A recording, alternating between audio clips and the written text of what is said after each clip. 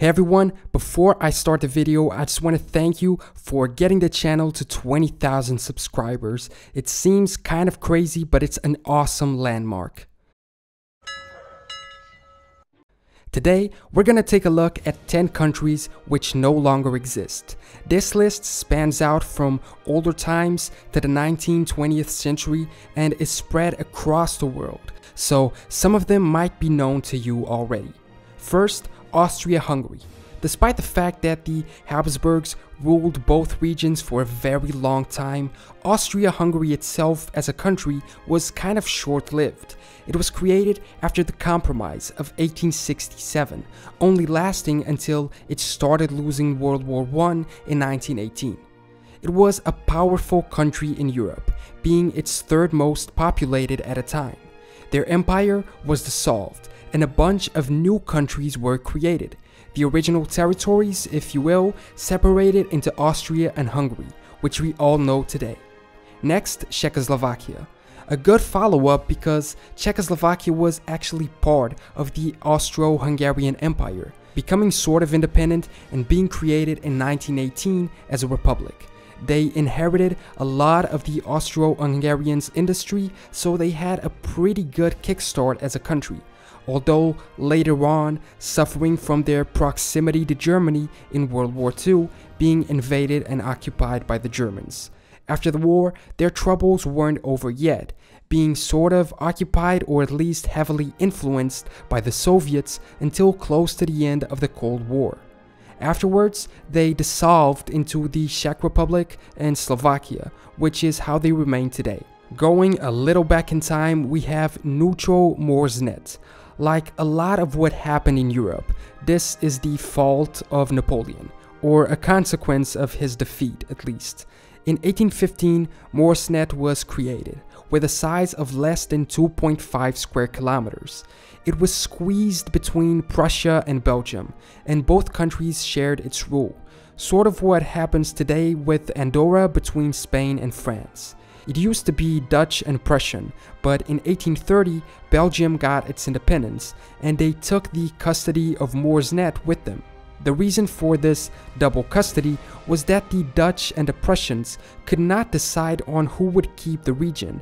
It was valuable because of an important zinc mine in it. When the zinc mine dried up, there was a dramatic loss of interest in it by neighboring powers. In World War I, Germany annexed it, but a few years later and after the war in 1920, it was fully given to Belgium.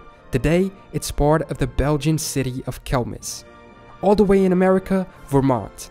Now, I know what you're thinking, Vermont is a US state, not a country, but it used to be, at least kind of. In its early days, Vermont tried to be its own country. It was part of the colony of New York, ruled by the British. But in 1777, it declared its independence, even drafting a constitution of liberal values and outlawing slavery, a pretty modern line of thought for the time. They even had their own coins. In the meantime, the 13 colonies revolted against the British and became independent as the United States of America, but they didn't let Vermont in. They said that before they could join, they needed to resolve its issue with New York, who claimed it as part of their territory. They even considered going back to their old rulers by joining Canada, but ended up not doing so. They stayed independent until 1790, finally resolving their issue with New York and joining the US as its 14th state. Moving to Asia, we have Ceylon, lasting from 1505 to 1972. This is a pretty long lifespan for a country, at least compared to some on this list. It's better known as Sri Lanka, its current modern name. It was a trading center in the Arab world since the 7th century. Later on, in colonial periods, it was taken over by Europeans and used for the same thing, changing hands a few times between the Portuguese, the Dutch, and the British. The British were the last rulers, from 1815 to 1948. After that, Ceylon gained its independence, and about 30 years later in 1972, they changed their name to Sri Lanka. A little to the northeast, Sikkim. Sikkim was located between Nepal and Bhutan, a small Himalayan monarchy, created in 1642. about the size of Rhode Island, which is the smallest state in the US. It has a long history, being independent for over 300 years. It had Buddhist kings for most of its history. Even though it's small, it houses a gathering of many people. 11 languages are spoken there, and most people are of Tibetan, Nepali, and Indian descent. In 1975, it was incorporated into India as its 22nd state, after 97% of the people voted to join in a referendum, something that was heavily objected against by China, but resolved with India's recognition of Tibet as a Chinese territory. Next, we have the Ashanti Empire, created in the 1600s. Today, it's a part of Ghana. It was incredibly rich economically and had some military power compared to others in the region.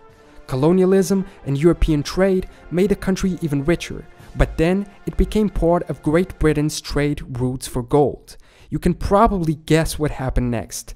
The British showed up, took control, and exiled the Ashanti royal family. It became part of the British Empire as a protectorate for a few years until the end of colonialism. Interestingly, it's still technically a country, or an independent region. Ghana recognizes the Kingdom of Ashanti as an independent traditional state. Their king still has some influence in the region. Next, we have the United Arab Republic.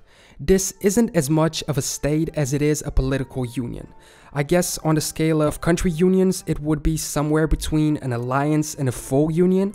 It was a political union between Syria and Egypt, and its main objective was to attack Israel.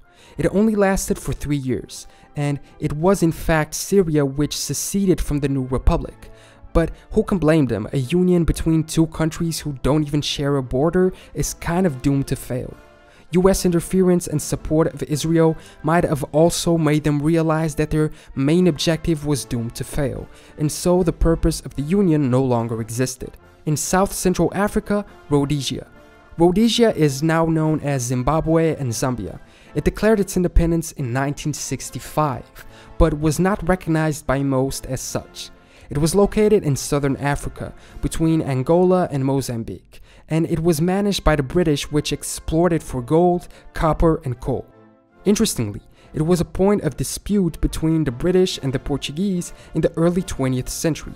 The Portuguese wanted to join Angola and Mozambique by taking control of the region, and they demanded it from the British. The British refused and issued an ultimatum to the Portuguese. You either accept that you're not taking it or we go to war. The Portuguese caved and it remained a British territory.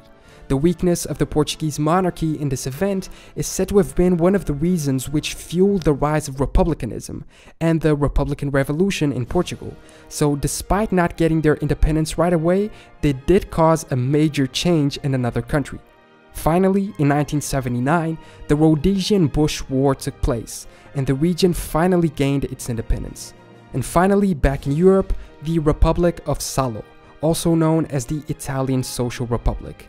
This is an incredibly short-lived state, and also a consequence of a war. During World War II, in its later years, Italy had been invaded and liberated by Allied troops in almost its entirety. So Mussolini had to escape. And to do so, he moved to SALΟ in northern Italy, creating a new state which was essentially a German satellite. This happened in 1943. It counted mostly on German troops to ensure its defense and existence, and it was precisely with the defeat of the Axis forces in Italy in 1945 that the short-lived state came to an end. So those are 10 countries in the world which no longer exist. Thanks for watching the video. Make sure to subscribe to catch future ones and leave a comment below suggesting which video you want me to do next, whether it's about countries, flags, or pretty much anything you like. I will see you next time for more general knowledge.